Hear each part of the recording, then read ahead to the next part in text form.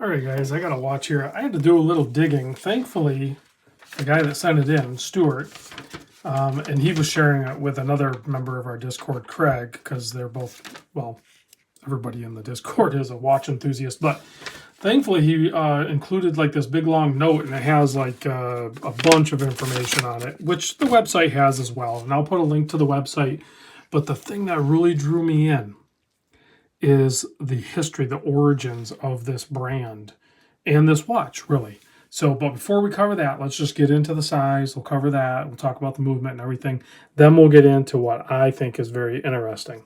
So first off, we are looking at a 42 millimeter case, 47 lug to lug, thickness of only 12.2 millimeter, has 20 millimeter lug width and a 6 millimeter screw down crown, 300 meter water depth rating on this.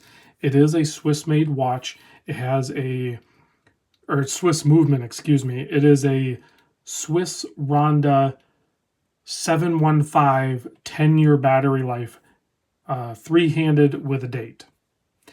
So that's basically this watch. Sapphire crystal. I can't remember what the bezel insert is. It's hard to tell. I don't know if that's ceramic or not. It might be ceramic. Does it say on there? Dun, dun, dun. I don't know. It's a matte finish on the case. It's stainless steel case. This is either aluminum or ceramic. We'll look at the link down below. It'll give you more information. The retail price on this thing, and it looks like they still have them in stock, $291. You can get an automatic version of this.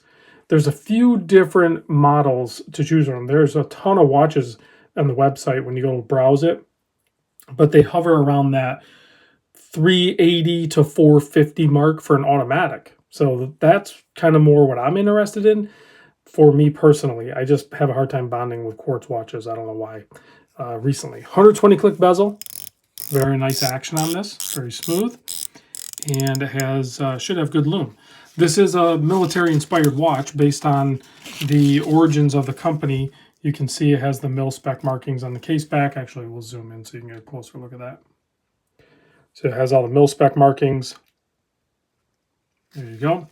And then here's a look at the front. Just a pretty standard, easy, clean reading watch, just like you would expect for a mil spec. Okay, now the origins.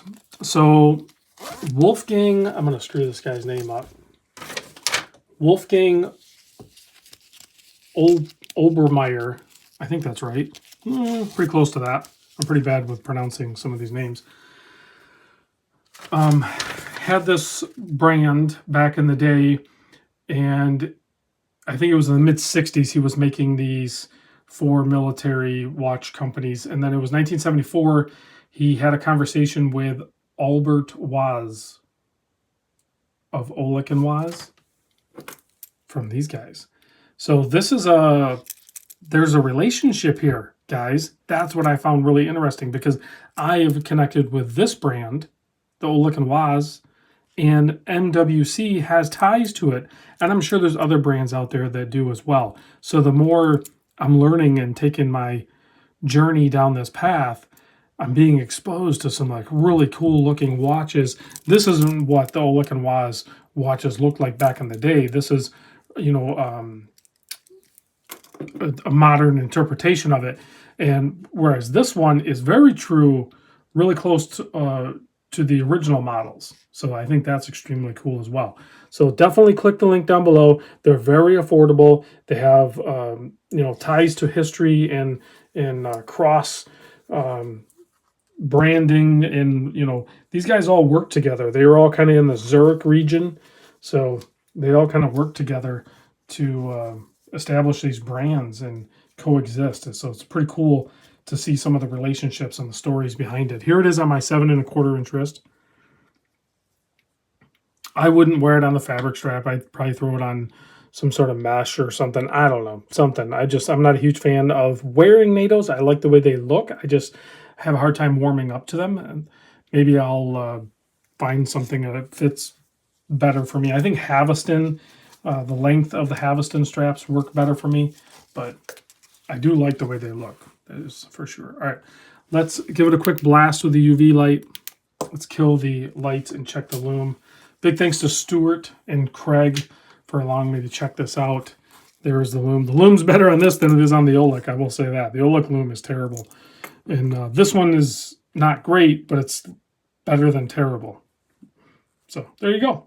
Check them out. Let me know what you think.